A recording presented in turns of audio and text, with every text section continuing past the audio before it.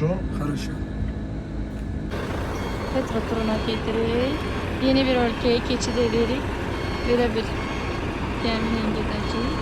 Bu ölkənin sərhəddidir.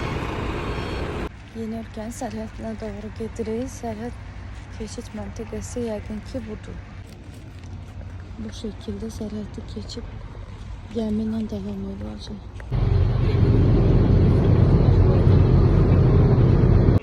Artıq yollardır. Ну потому что нашу Line like a straight wall from Sinai.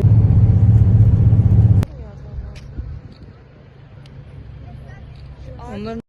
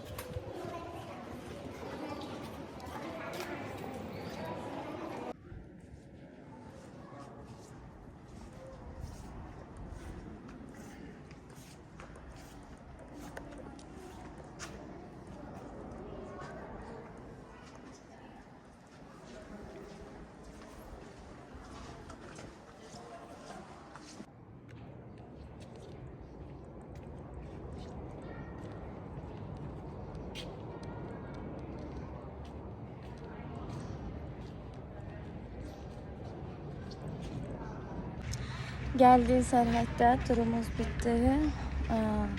Sərhəddən sonra da nəqliyyat vasitəsi olaraq gəmi ilə qayıdacağıq Mısır'a.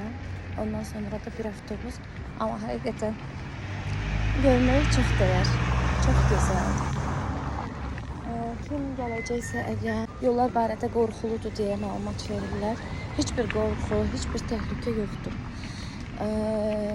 Mən deyirəm ki, hətta çox sivil, necə deyərlər, yaxşı ölkədə silahlılarla qorxudurdular, silahlı basqın olur falan. Qətiyyən elə bir şey yoxdur. Yəni, hamısı yalan məlumatlar olacaq. Din gəlmək istəsə, ürək açıqlığı ilə gəlsin.